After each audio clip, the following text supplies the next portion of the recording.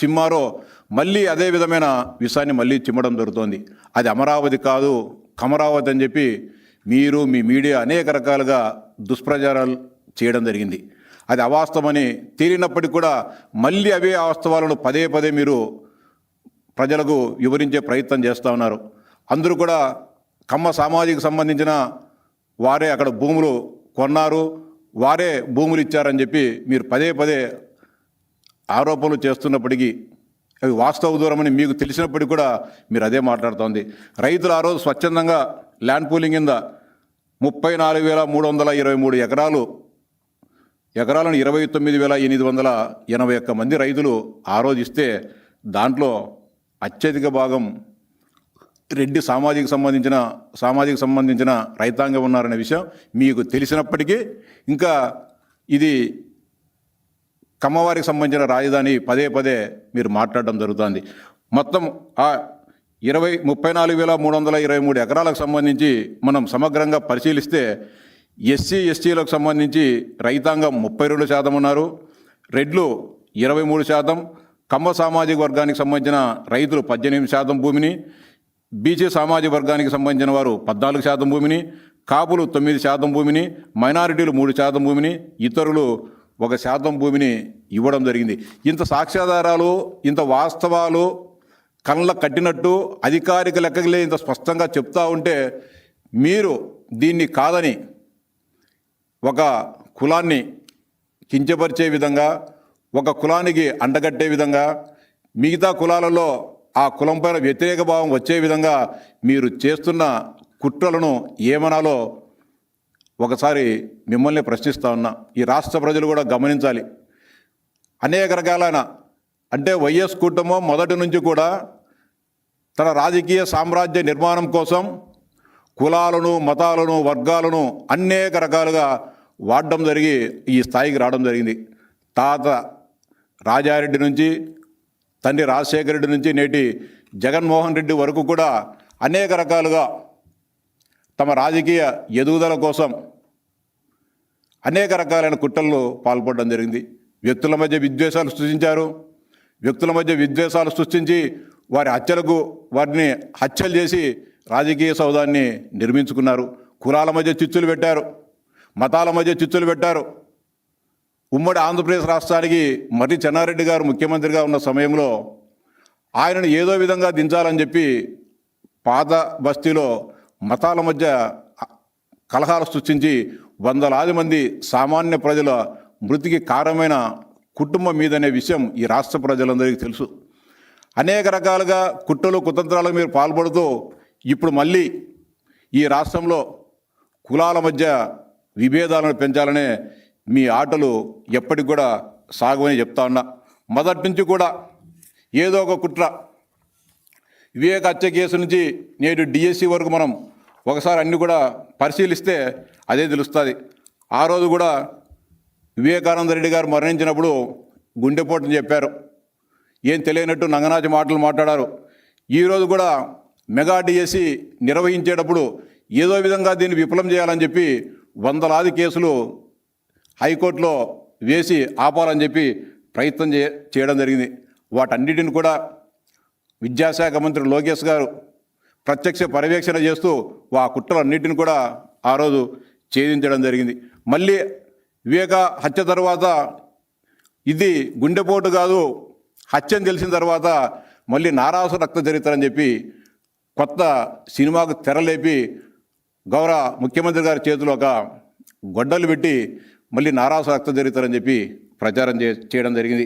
ఈరోజు కూడా ఏమీ దొరక్కపోయినా కూడా నవీన్ అండ్ అవుట్సోర్సింగ్ ఉద్యోగిని తెర మీదకు తీసుకొని వచ్చినారు ఏడాది తర్వాత. అది కూడా ఆ కార్యక్రమం, ఆ కుట్ర కూడా విఫలం కావడంతో మళ్ళీ ఇంకో వైపుకు మళ్ళీ పోయినారు. ఆరోపణలు చేశారు, తూచిరాదన్నారు, ఒకరు కాపింగ్ జరిగిందన్నారు, మాల్ ప్రాక్టీస్ జరిగిందన్నారు. ఇవన్నీ కూడా ఉత్తయ్య అని చెప్పి తేలడంతో ఇది కంప్యూటర్ బేస్డ్ టెస్ట్ అని చెప్పి సాక్ష్యాధారాలతో చూపించిన వీటిని మీ కుట్రలను విఫలం చేయడంతో మళ్ళీ అది నమ్మలేదని చెప్పి ఇంకో దాంట్లో విన్నారు. ఆ రోజు వైఎస్ వివేకానంద రెడ్డి హత్య తర్వాత సిబిఐ ఎంక్వైరీ కావాలని చెప్పి మీరే అడిగినారు. మళ్ళీ మీరే వద్దని చెప్పినారు. ఆ ఎన్నికల్లో 2019లో జరిగిన ఎన్నికల్లో మీ బాబాయ్ హత్యను మీరు ఒక సానుభూతిగా ఆ రోజు వాడుకోవడం జరిగింది. ఇప్పుడు కూడా డిఎస్సికి వచ్చే కొద్దీ 1:1 సర్టిఫికేట్ వెరిఫికేషన్కి మేము పిలిచినామని చెప్పినా కూడా మీరు వినరు. సర్టిఫికేట్స్ వెరిఫికేషన్ చేసినంత మాత్రాన ఉద్యోగాలు ఇచ్చినట్లు కాదు. అన్ని రకాల పత్రాలను పరిశీలించిన తర్వాత రిజర్వేషన్ ప్రక్రియను అన్నిటిని కూడా అమలు చేసిన తర్వాతనే మేము ఫైనల్ సెలక్షన్ లిస్ట్ ఇచ్చినామన్నా కూడా దాన్ని నమ్మరు. దాన్ని కూడా అనేక రకాలైన కుట్రలు చెప్తారు. వాటిని కూడా హారిజాంటల్ రిజర్వేషన్, వర్టికల్ రిజర్వేషన్ సంబంధించి సాక్ష్యాధారాలతో మీరు ఏదైతే ఆరోపణలు చేశారో, మీ పక్కన 2-3 అభ్యర్థులు కూర్చోబెట్టుకుని ఆరోపణలు చేశారో వాటన్నిటిని కూడా కేటగారికల్గా మేము సవివరంగా వివరిస్తే దీన్ని వదిలేసి మళ్ళా ఇంకో దానికి విన్నారు. మళ్ళీ ఆ రోజు సొంత బాబాయిని వాళ్ళ కుటుంబ సభ్యులే చంపినారని చెప్పి కూడా మీరు మాట్లాడారు. ఏది వివేకానంద రెడ్డి అల్లుడు కానీ వాళ్ళ కూతురు కానీ వాళ్ళే చంపినారని చెప్పి వ్యక్తిత్వ హననం ఆ రోజు చేయడం జరిగింది. ఇప్పుడు కూడా మళ్ళీ డిఎస్సి కాడికి వచ్చే కొద్దీ పై అన్నీ కూడా అన్నీ తేలిపోవడంతో స్పోర్ట్స్ కోటా మీద పన్నారు. మీ వాళ్ళకు సంబంధించి స్పోర్ట్స్ కోటాలో ఉద్యోగాలు ఇచ్చారు, తెలుగుదేశం పార్టీ వాళ్ళకు ఉద్యోగాలు ఇచ్చారని చెప్పి అవాస్తవమైన ఆరోపణలన్నీ కూడా చేయడం జరిగింది. వాటన్నిటిని కూడా స్పోర్ట్స్ కోటాలో ఇచ్చిన 382 ఉద్యోగాల్లో ఏ ముఖ్యమంత్రి అధికారంలో ఉన్నప్పుడు, ఏ ప్రభుత్వం అధికారంలో ఉన్నప్పుడు ఈ పథకాలు పొందారు, సర్టిఫికేట్లు పొందారని చెప్పి కేటగారికల్గా చెప్పాం. మీరు పార్టిసిపేషన్ అయిన వాళ్ళగా ఉద్యోగాలు ఇచ్చారని చెప్పి తప్పుడు ఆరోపణలు చేసినప్పుడు వాటికి కూడా సవివరంగా కూడా మీకు గట్టిగా సమాధానం చెప్పాం. అది కూడా తేలిపోవడంతో మళ్ళా ఇప్పుడు కొత్త రాగం ఎత్తుకున్నారు. స్పోర్ట్స్ కోటాలో కమ్మ సామాజిక వర్గానికి అందరికీ కూడా ఉద్యోగాలు ఇచ్చినారని చెప్పి మళ్ళీ ఓ కొత్త పాట మొదలు పెట్టుకున్నారు. ఏదైతే అమరావతి అంతా కూడా కమ్మ సామాజిక వర్గానికి సంబంధించిన వారే ఉన్నారు. ఇప్పుడు కూడా స్పోర్ట్స్ కోటాలో 382 మందిలో కమ్మ సామాజిక వర్గానికి సంబంధించిన నిరుద్యోగులకు ఉద్యోగాలు కల్పించారని చెప్పి అతి దారుణమైన మీరు ఆరోపణ చేస్తూ ఉన్నారంటే ఏమనాలో మాకు అర్థం కావడంలే. అంటే ఇలాంటి ఆరోపణలు కానీ చేస్తారా? వాస్తవాలు కళ్ళ ముందు ఉంటాయి. నువ్వు అంతరిక్షంలో జరిగేదో లేకుంటే భూమి లోపల జరిగేదో అయితే మనుషులు చూడరు. వాస్తవాలు మన కళ్ళ ముందు ఉంటాయి, డేటా ఉంటుంది, అధికారిక లెక్కలు ఉంటాయి. వాటిని కూడా కాదని చెప్పి మీరు దుష్ప్రచారం చేస్తారంటే మిమ్మల్ని కూడా మెచ్చుకోరా? అంటే ఏదైనా సరే ఒక అబద్ధాన్ని నిజం చేయాలని మీ తాపత్రయానికి మీకు ఆస్కార్ అవార్డు కంటే ఇంకా పెద్దదేమనున్నా కూడా ఇవ్వచ్చు. రాష్ట్ర ప్రభుత్వం ఇచ్చిన మెరిటోరియస్ స్పోర్ట్స్ కోటాలో 382 మందికి ఇస్తే దీంట్లో ఎస్సీ గ్రేడ్ 3 వారికి 72 మందికి, బీసీడీ కేటగిరీకి 63 మందికి, బీసీఏ కేటగిరీకి 53 మందికి, బీసీబీ కేటగిరీకి 48 మందికి, ఓసీలకు 42 మందికి, ఎస్సీ గ్రేడ్ 2కు 38 మందికి, ఎస్టీలకు 29 మందికి, బీసీఈ 28 మందికి, బీసీసీ 4కి, ఎస్సీ గ్రేడ్ 1 అంటే రెల్లి వాళ్ళకు 2, ఓసీ ఈడబ్ల్యూఎస్కు 1 ఇవ్వడం జరిగింది.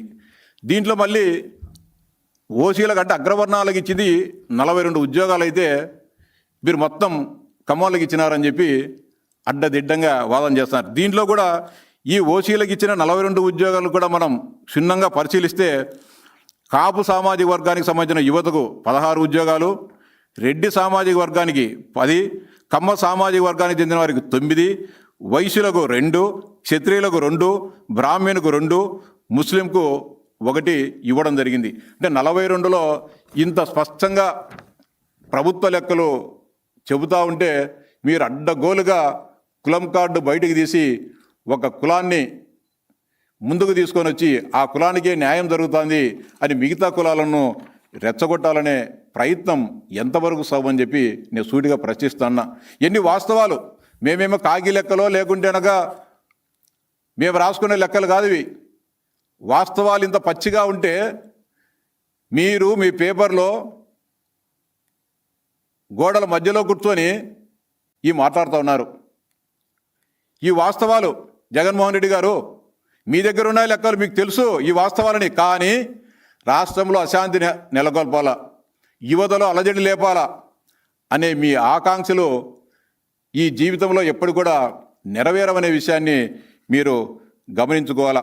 గతంలో కూడా